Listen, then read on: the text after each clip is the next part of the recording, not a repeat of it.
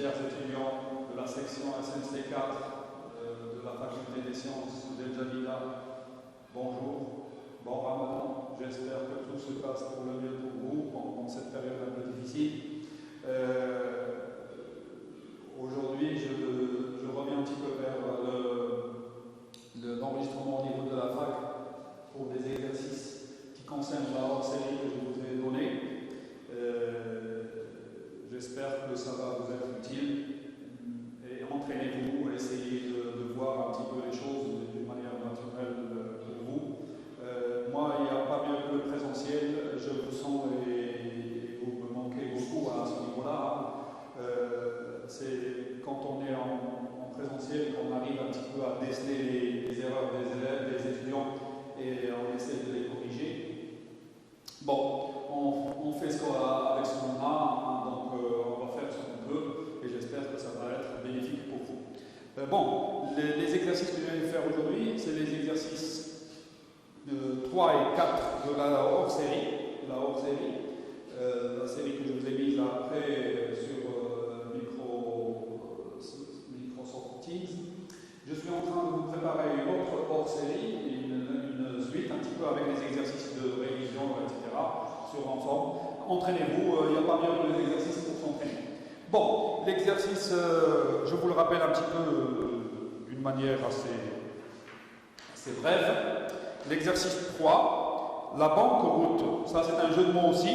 Banqueroute, ça veut dire perdre tout l'argent. Et la banque qui s'appelle Route espère mettre sur le marché un nouveau produit destiné spécialement aux étudiants. Un sondage auprès d'un échantillon de 221 étudiants a été réalisé. Le responsable de l'étude s'est intéressé au montant de l'argent de poche hebdomadaire dont dispose l'étudiant. C'est une variable aléatoire que nous avons notée grand X. Et le tableau de données est le suivant. C'est un tableau avec des intervalles, avec des effectifs. Donc c'est une variable aléatoire qui va être supposée continue. Les résultats seront donnés avec deux chiffres après la virgule, bon, pour les cas où nous allons avoir des choses à mettre avec des virgules. Bon, vous avez un tableau où il y a 1, 2, 3, 4, 5, 6, 7 classes, mais il n'y a que 6 valeurs données. Il y a une septième qui manque. Mais vous savez que le n, donc pour la première question, nous voulons le n7. Donc on rappelle que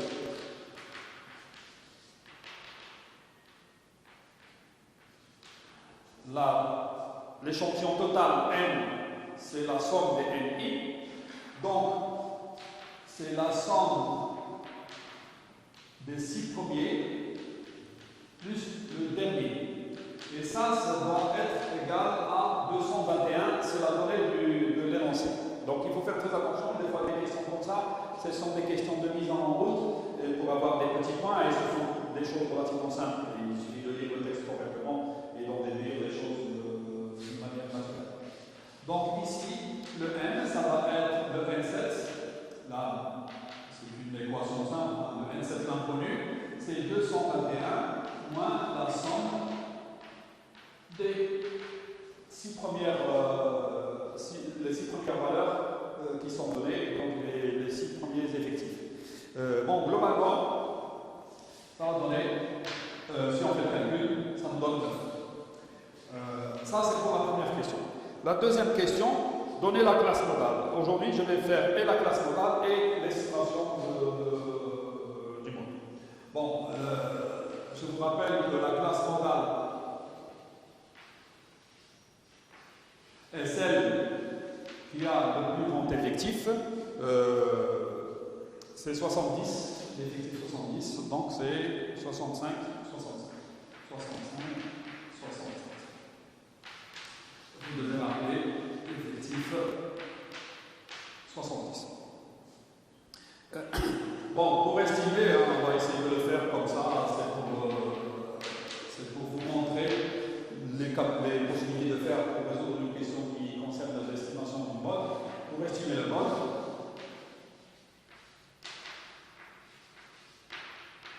on utilise la formule de Thalès.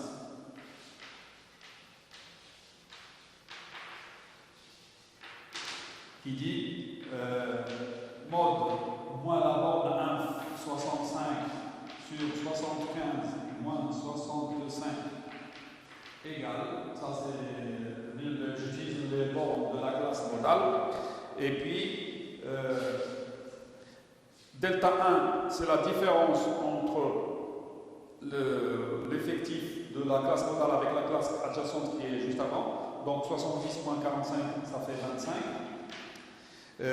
et sur delta 1, 25 plus 20.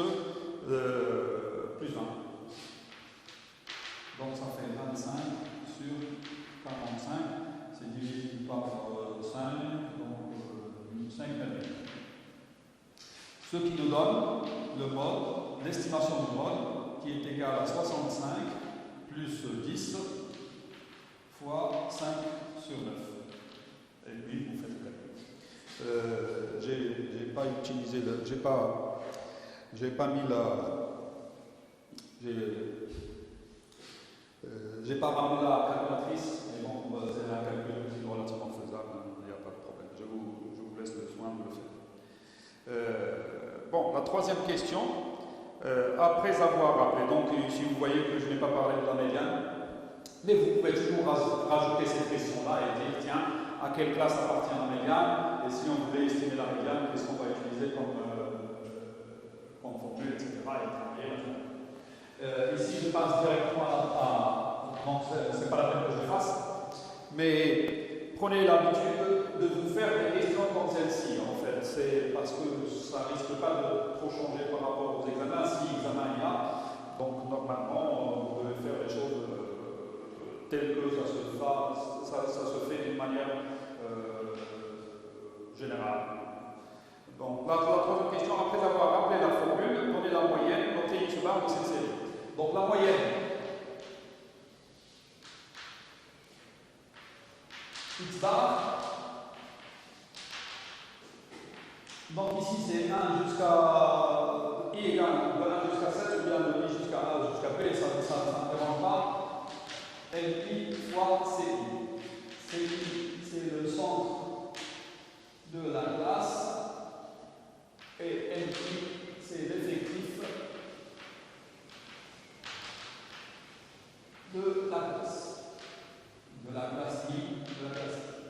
Donc pour chaque classe, vous avez un centre de classe et puis un effectif associé. Donc vous savez maintenant utiliser les calculatrices en statistique en rentrant ces données-là et vous avez les calculs.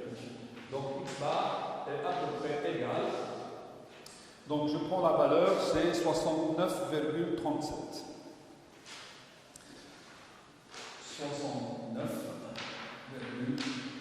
69,37 dirhams. C'est 69,366, etc. Vous prenez la chose. La quatrième question. Après avoir rappelé sa formule, donnez l'écart type, notez S. Donc on va noter S, hein, c'est pas grave. Quand on vous impose une notation, vous l'utilisez.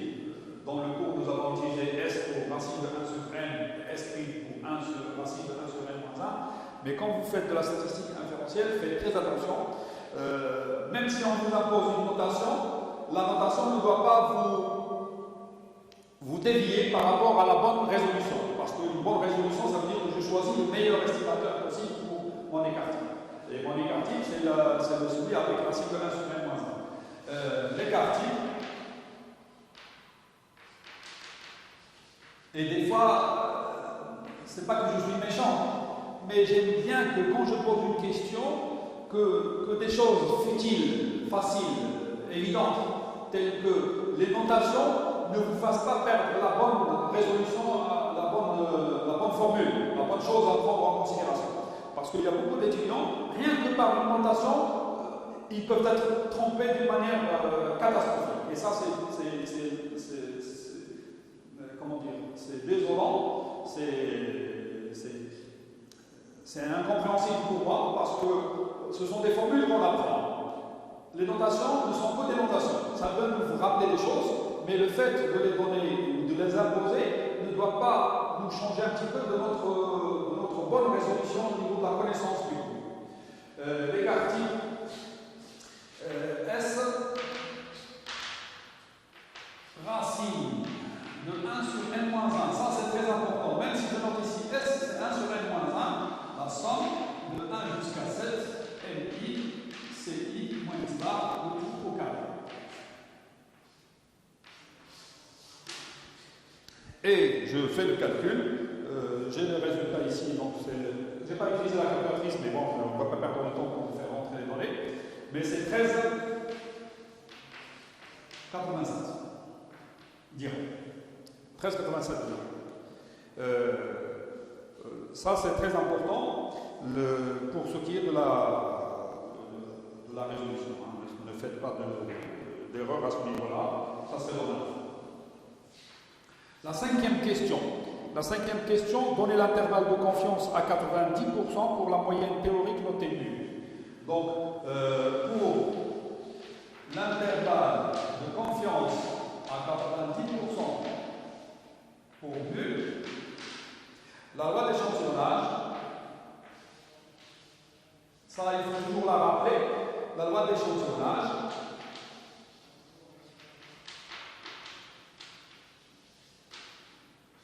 parce que c'est le plus important à ce niveau-là, c'est x bar moins nul sur S sur racine de N, ça suit une loi de Student. Loi de Student à N-1 degré de liberté. Parce que nous sommes dans une étude où l'écartille et la moyenne arithmétique ont été calculés à partir de notre échantillon. Donc nous sommes dans la situation où l'écartille est inconnu, mais estimé.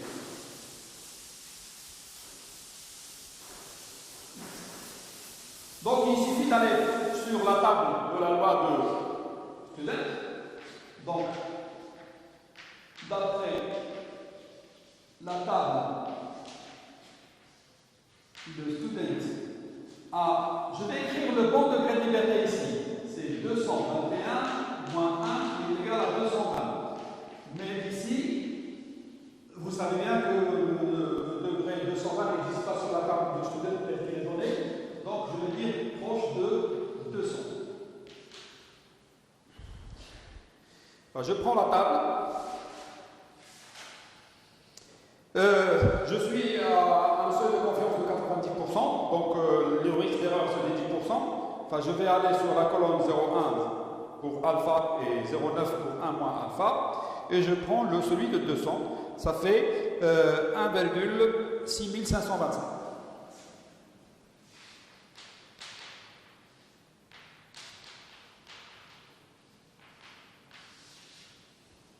Voilà. Donc, d'après la table, on a, et je réécris que 0,9, c'est à peu près, hein, puisque je fais une estimation encore du degré de liberté, hein, je n'ai pas le degré de liberté de 120. Comme remarque, celui qui utilise la table de la loi normale naturellement, d'une manière il dit tiens, le degré de liberté est suffisamment grand, donc j'utilise la valeur pour la loi normale, il aura tout à fait raison aussi, hein, c'est pas un problème. Mais je préfère, puisque nous sommes dans une certaine écriture, que vous gardiez toujours le bon esprit jusqu'à la fin. C'est-à-dire ne changez pas la loi normale, la loi de Student par la loi normale de votre gré d'une manière facile. Essayez d'aller jusqu'au bout. Hein. 220 c'est proche de 200 plutôt que de l'infini. Enfin, je vais prendre le degré de liberté de 200. Donc c'est la probabilité moins 1,6525. Et là je vais écrire 220. Je ne vais pas écrire 220, 200, je vais écrire 220. Parce que je travaille avec une loi d'échantillonnage. 1,6525.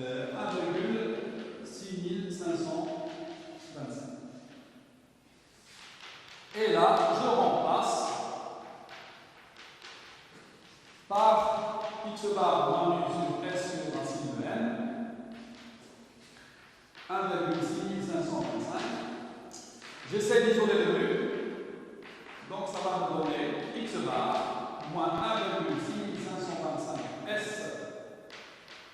c'est S ici, sur racine de N, du petit e.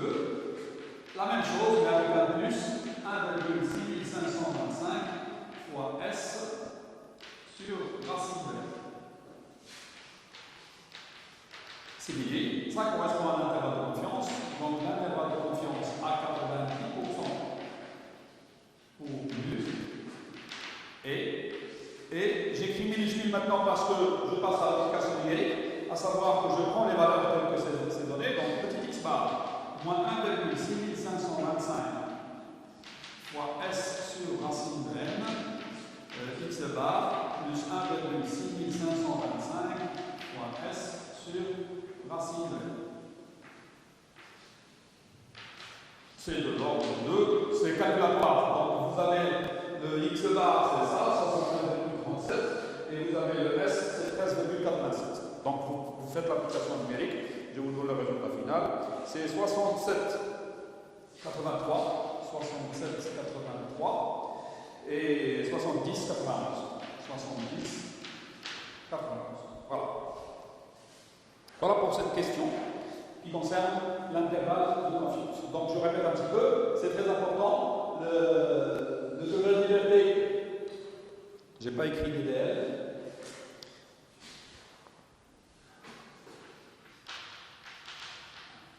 DDL, degré de liberté. Donc c'est normalement le degré de liberté, c'est 221 moins 1, donc c'est 220. 220 n'existe pas sur la table, je prends le plus proche, pour moi c'est 200. Donc j'écris que c'est égal à peu près la probabilité, etc. Et je fais, et je développe. La sixième question.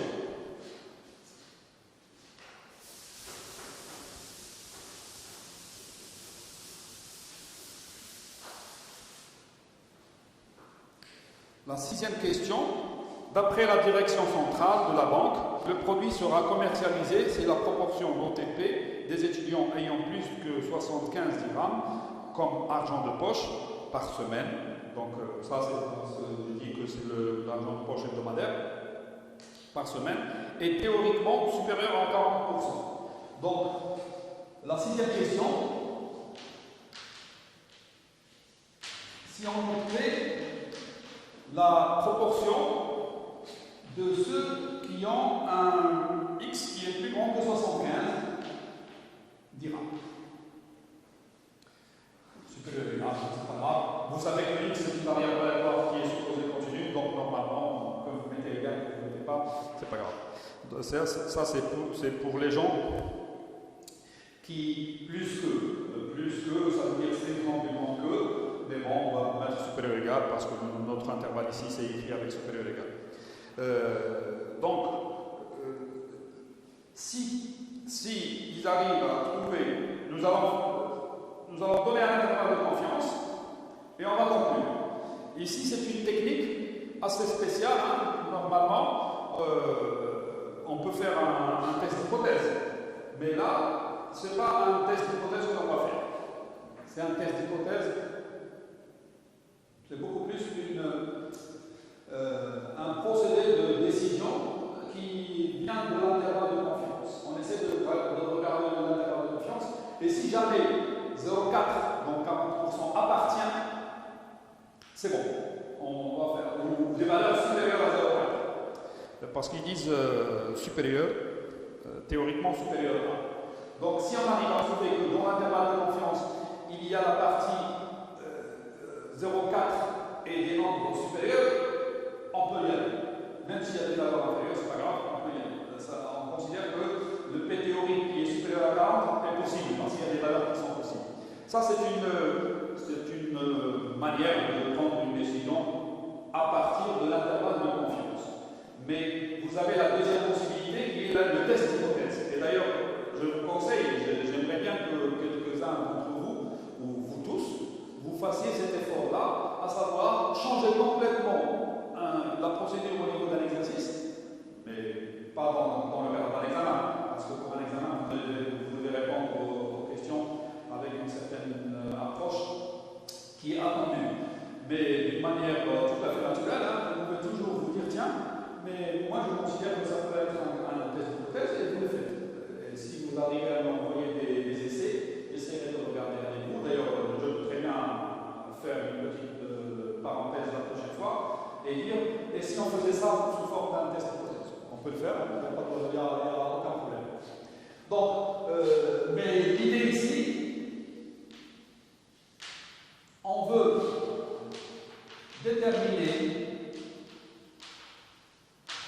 l'intervalle de confiance à 95%, je pense. 95. Voilà. L'intervalle de 95%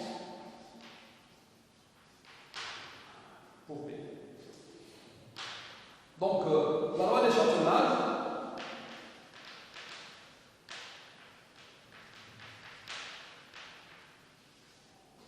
à utiliser quand on travaille avec une proportion, c'est toujours Fn moins P sur racine de P1 moins P sur N suit une loi normale 0,1. Voilà. Ça, c'est la loi d'échantillonnage qu'on va utiliser ici. Enfin, vous savez, et ce n'est pas la peine d'aller chercher sur la table, hein, nous savons que à 0,95%,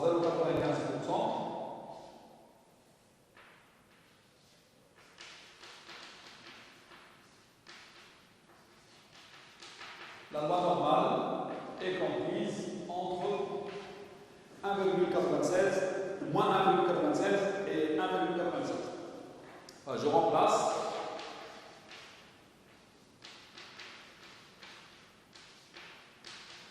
Je n'ai pas noté ici, c'est la fréquence observée. Il suffit de dire la fréquence observée. Surtout, ne pas utiliser x sur n, parce que x est une notation qui est prise. Donc, normalement, vous n'avez pas le droit d'utiliser la variable aléatoire dans x que dans le cadre de la variable aléatoire qui est l'argent de poche hebdomadaire. Ici, si vous voulez écrire une certaine formule, vous pouvez écrire Fn, c'est y sur n, la fréquence observée, avec y, le nombre d'individus de mon échantillon qui ont une entrée d'argent supérieure à 75. Ça, c'est très important. Un argent de poche supérieur à 75. Ça, c'est très important. C'est une question sur laquelle beaucoup d'étudiants, comme j'ai dit tout à l'heure, beaucoup d'étudiants font des erreurs à ce moment-là parce qu'ils sont bloqués, parce qu'ils sont prisonniers de la notation. Rien que la notation pour eux, c'est quelque chose de sacré. Alors, c'est pas sacré, hein, rien n'est sacré. Il faut apprendre à utiliser des choses naturellement, et puis s'il y a une notation qui est prise, on prend une autre notation pour les choses qu'on veut énoncer. Mais le simple fait de dire la fréquence observée, ça suffit largement pour dire que nous travaillons avec une fréquence observée. Et là, on essaye d'isoler P. On n'y arrivera pas, mais ce n'est pas grave. Il y a une solution.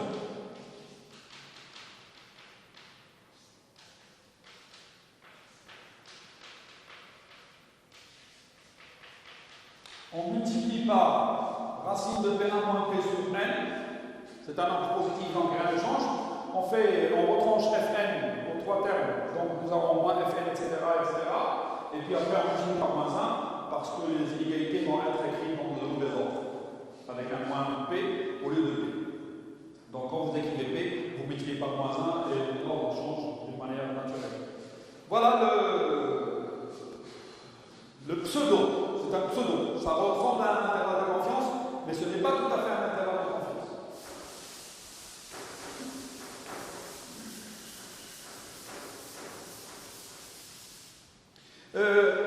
J'ai insisté quand j'ai parlé des deux possibilités que nous avons pour éliminer le P qui est ici. Nous avons trois en fait, mais la troisième, on n'en parle pas parce que c'est une technique dans laquelle il faut chercher des tables statiques, des aracs, des trucs assez spéciaux pour pouvoir déterminer l'intervalle de confiance. Et ça, vous n'en avez pas la possibilité, d'ailleurs, aucun livre maintenant, parce que les livres anciens, c'était des gros. Moi, je ne les teste pas, les tables statistiques. Donc, maintenant, ça n'existe plus. C'est pour ça qu'on élimine cette troisième possibilité d'aller chercher des aracs. Par contre, la première possibilité, et c'est la meilleure, c'est dès que ma number avec P, on remplace par F. Donc, normalement, c'est la possibilité, d'où l'intervalle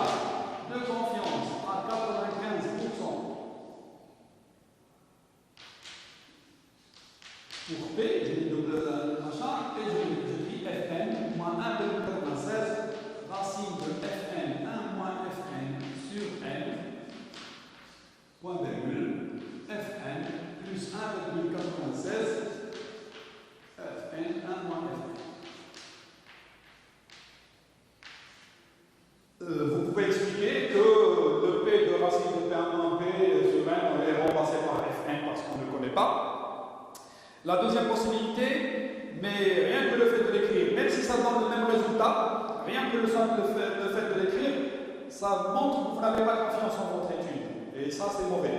Quand vous faites une étude statistique, normalement, pour montrer que vous avez pris toutes les précautions pour avoir les meilleurs résultats possibles, si en cours de travail, vous montrez que vous n'avez pas confiance, les gens mettent en doute ce que vous avez fait.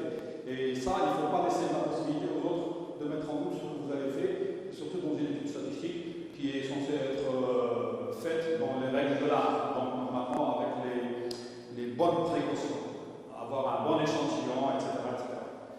Parce que tout dépend de l'échantillon de base. Quand on le fait correctement, tout le travail qui est fait est un travail qui est naturel. Mais si l'échantillon est mal fait au début, tous les résultats que nous avons, ce sont des résultats qui sont biaisés. On dit biaisés parce que c'est décalé. Si vous faites mal votre choix d'échantillon, tout le reste, tout ce que vous dites est mal vu, est mal fait, est mal tout ce que vous voulez. Tous les mots du monde peuvent être mis là-dedans. Mal fait, mal géré, mal préparé, mal exécuté. Voilà. Application numérique. Ici,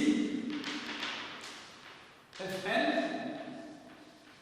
le n global c'est 221. Et une fréquence observée, c'est quels sont les nombres de personnes qui sont à l'intérieur de notre échantillon qui ont eu plus de 75. Et bien, ceux qui sont plus que 75, il y en a 50,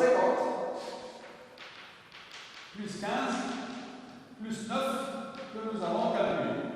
Voilà, ça fait 65 plus 9, ça fait 74 sur 221. Je peux prendre une valeur approchée. C'est 0,33. Voilà. D'après, nous, 0,33 moins 1,96 racine de 0,33 multiplié par 1 moins 0,33, donc c'est 0,67 sur 221. Et puis, de la même manière, plus 1,96 racine de 0,33 fois 0,67 divisé par 221. Et ça va nous donner l'intervalle 0,27, 0,39. 0,26 machin, etc. 0,39, 19, etc. Donc ici,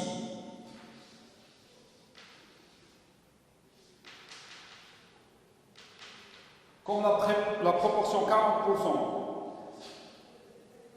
c'est pas la peine de dire parce que c'est estimé par Fn, comme 0,4, donc ça c'est 40%, n'appartient pas à l'intervalle de confiance à 95% pour P, donc on voit au moins des valeurs qui sont plus grandes que 40%, enfin finalement,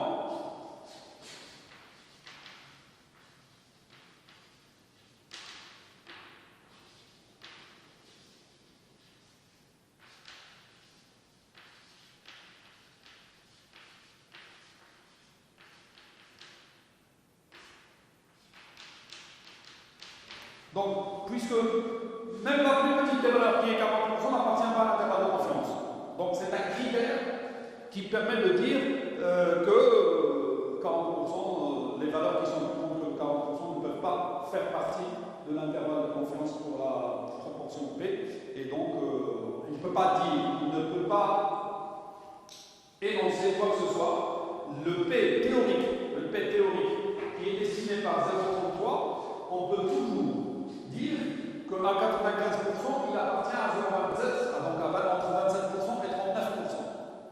Mais jamais plus grand que 40%. Donc ici, c'est très important. Et d'ailleurs, c'est l'une des techniques qu'utilisent beaucoup de personnes pour pouvoir tromper les gens. Par exemple, on peut très bien, ici, nous avons suivi un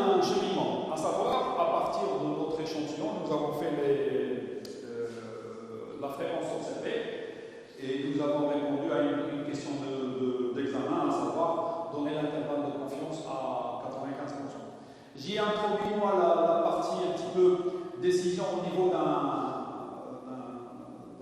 directoire, d'une société. Ils se sont fixés une chose avant de faire l'étude sur le terrain. Ça, c'est très important. Avant de faire l'étude sur le terrain, ils se sont fixés que s'il y a plus de 40% possible, on peut y aller. Donc, si jamais, je suppose que nous avons trouvé un intervalle de confiance qui est de la forme. C'est pas vrai ici, c'est pas vrai ici. Je peux dire.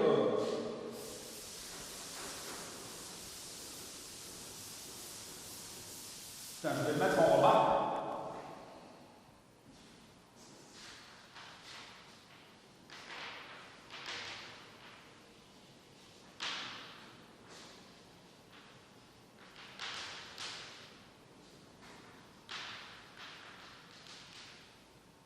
Si on avait, je m'en fous de la valeur qui elle est centrée par rapport à 0,33, donc je vais faire 0,42. À partir de 33, c'est 9, donc je retiens c'est 0,24. Je pense. Ouais. Voilà. C'est centré par rapport à 0,33. Si jamais j'avais fait le calcul et que j'avais trouvé ça. Ici, 0,40 appartient et toutes les valeurs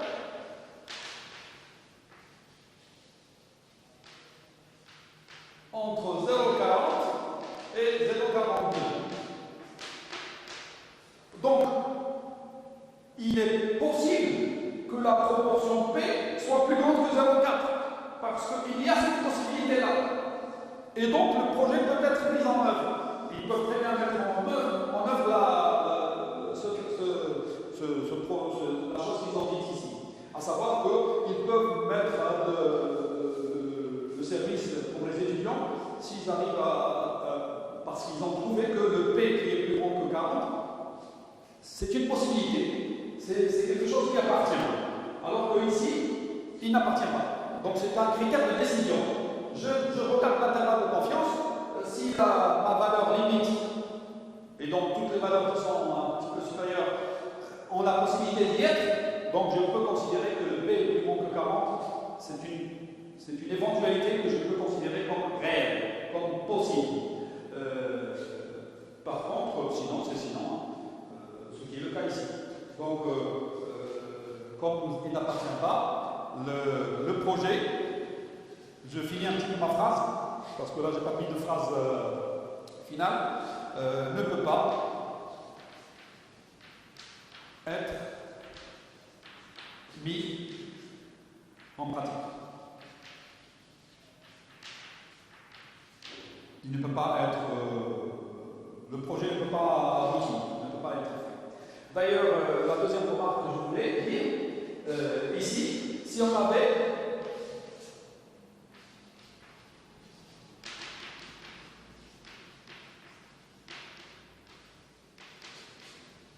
Le projet peut être mis en pratique. D'ailleurs, et ça, ce sont des manipulations que peuvent faire beaucoup de statisticiens à ce niveau-là, ou des praticiens, de personnes qui font de la politique, ou ce qu'ils veulent, normalement, quand ils font une étude sur un intervalle, sur un échantillon, ils font leur étude, ils considèrent une proportion. Il y en a qui ne donnent pas cette proportion-là, ici c'est 0,33, qui ne la donnent pas directement. Ils essayent de déterminer un intervalle de confiance. Et selon leur vision, donc c'est quelque chose d'assez spécial, les ils choisissent la valeur qu'ils veulent donner.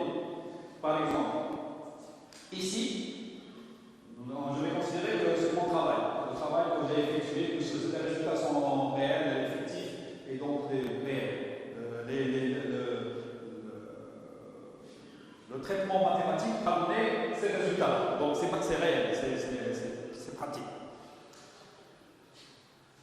S'il y a une personne qui était intéressée, par exemple,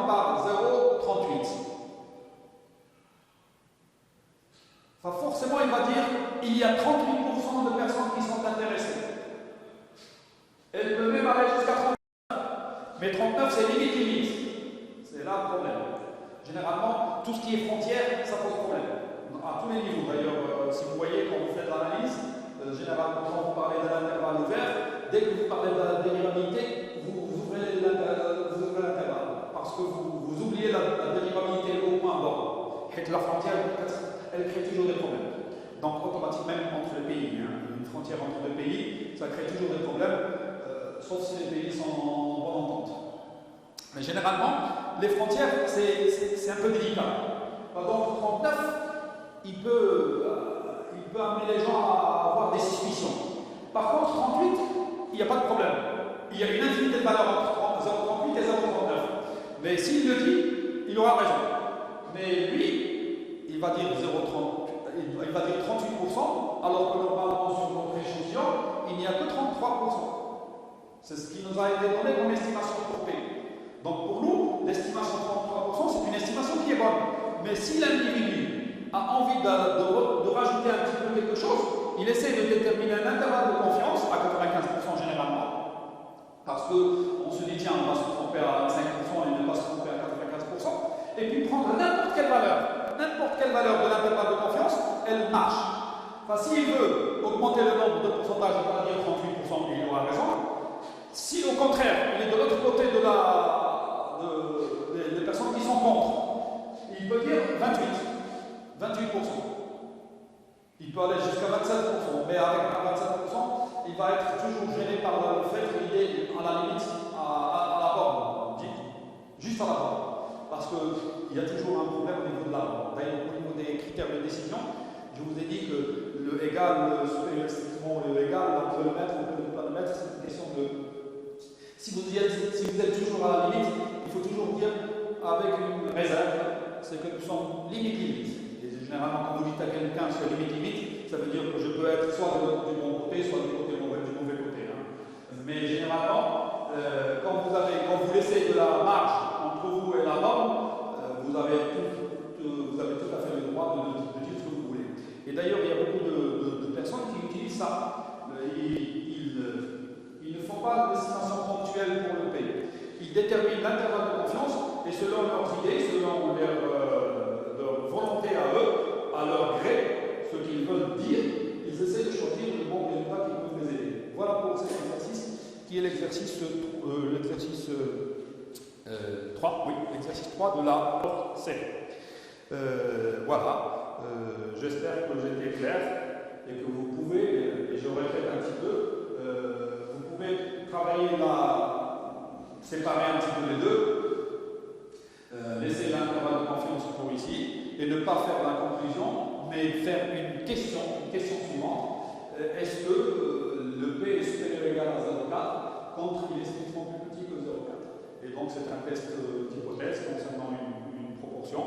Enfin, c'est le même principe, mais vous allez travailler sous H0, que c'est 0,4 qui est valable, mais c'est un test unilatéral à gauche, parce que on va laisser le rejet à gauche, c'est plus petit. C'est égal à 0,4 quand plus petit que 0,4.